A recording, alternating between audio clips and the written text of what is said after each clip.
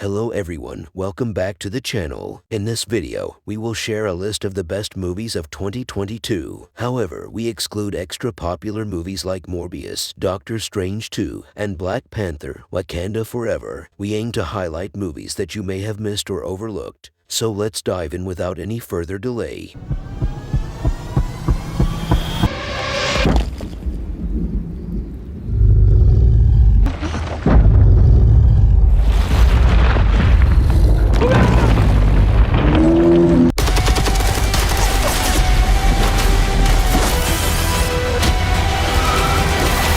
Number 10. In number 10, we have Interceptor, directed by Matthew Riley. Captain J.J. Collins finds herself in charge of a lone nuclear missile interceptor base in the middle of the Pacific Ocean. Everyone wants to be anywhere but here. After she is wrongfully drummed out of her dream job at the Pentagon. When a simultaneous coordinated attack threatens the base, Collins comes face to face with the former U.S. military intelligence officer intent on carrying out an unthinkable plan. With only minutes on the clock, Collins must utilize her years of tactical training and military expertise to determine who she can trust and stop Kessel and his covert mercenaries from completing their twisted and terrible mission. The movie is quite entertaining from a typical action plot scenario. It is certainly not the best but not the worst either. The acting is great and the action scene is good. However, the story could use a little polish. If you are looking for a fun classic movie to pass the time, you can definitely watch this one. Number 9. Samaritan. Yo, man! Try this. Samaritan is a superhero movie directed by Julius Avery, written by Bragi F. Schutt, and stars Sylvester Stallone. 13-year-old Sam Cleary suspects that his mysterious and reclusive neighbor Mr. Smith is a legendary superhero hiding in plain sight. For the city.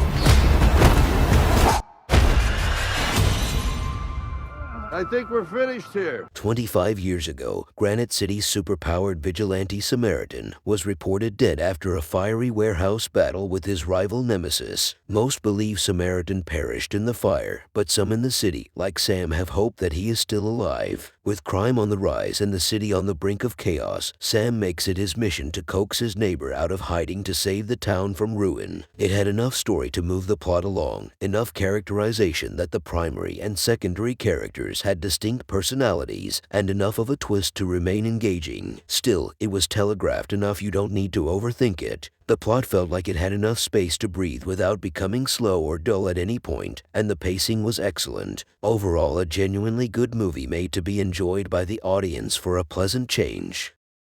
Number 8. Day Shift. Day Shift is a comedy movie about a hunter who kills vampires. A hard-working, blue-collar dad wants to provide a good life for his quick-witted 10-year-old daughter. His pool cleaning job is a cover for his real source of income: hunting and killing vampires. This is a good entertaining comedy action movie. Vampires just tried to kill me. Now I just pissed my favorite fucking... Everybody pisses himself the first time. Really? Did you? No, I didn't. But listen, you did. It's fair to say that the movie does contain a significant amount of bloodshed, and the violence may not be suitable for everyone's taste. However, I still found this movie to be quite enjoyable. This was a well-executed action movie, packed with action from beginning to end. However, story-wise, they could have done a better job. So if you focus on the story, you might want to skip this one.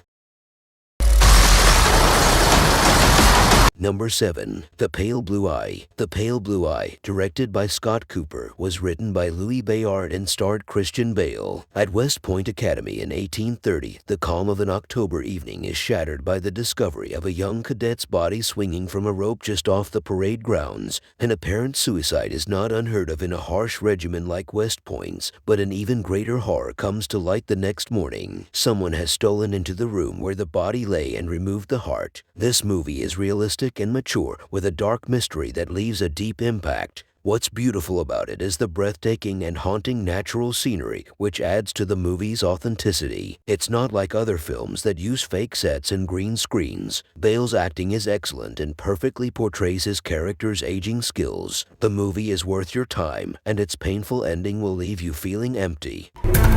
Someone there? Number 6. Troll.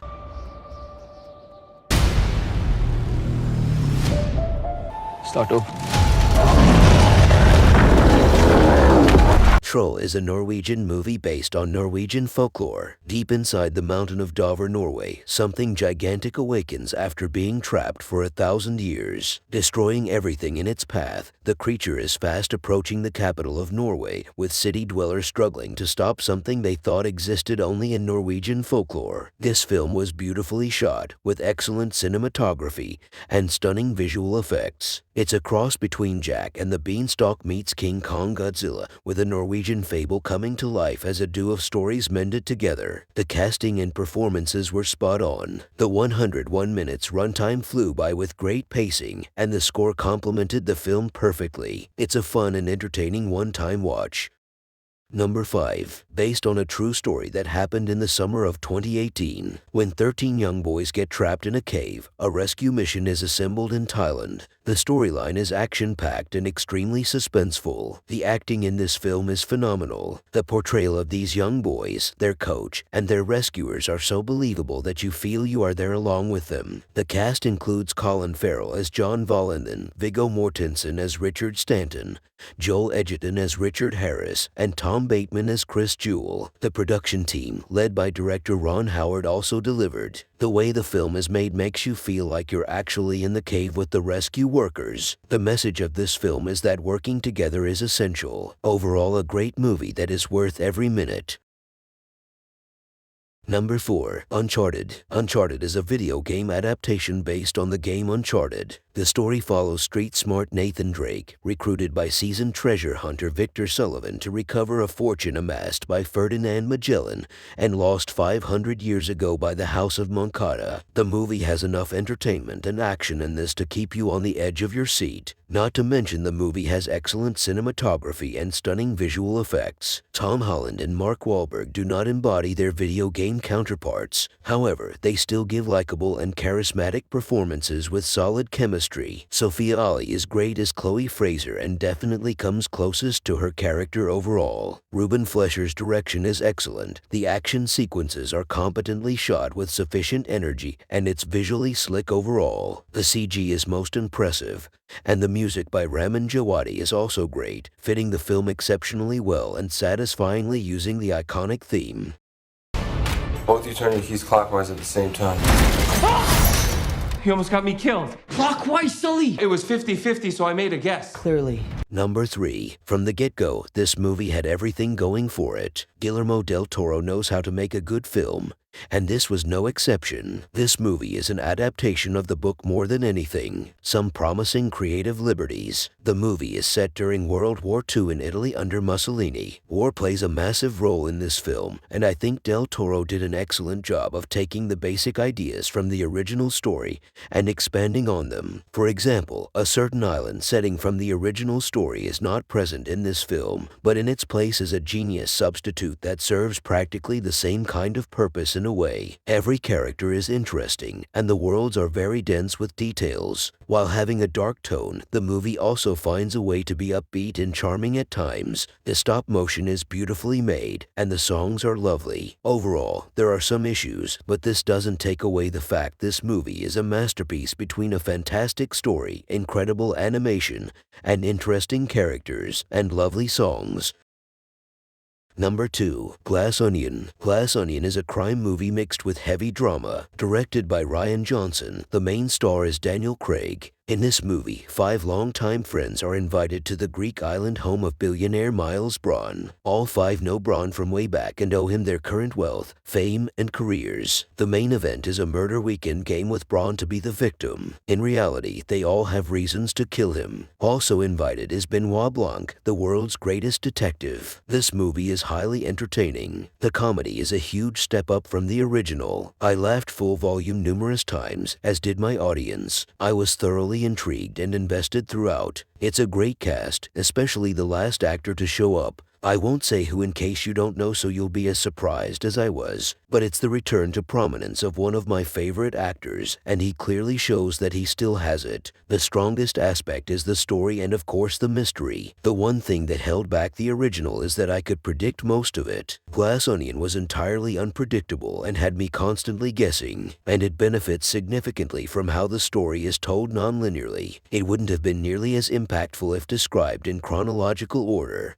Number 1. The Gray Man. The Gray Man is a great movie directed by Russo brothers. The same team is responsible for Avengers. The story follows Six, a highly skilled assassin in the Deep Cover Sierra program of the CIA, who is the agency's best merchant of death. However, a mission goes wrong, and now Six is on the run from the CIA with sociopathic former agent Lloyd Hansen hot on his trail. Aided by agent Danny Miranda and handler Donald Fitzroy, Six must be his most ruthless to avoid Hansen, who will stop at nothing to bring him down. You must be Lloyd. What gave it away? The trash stash. It leans Lloyd.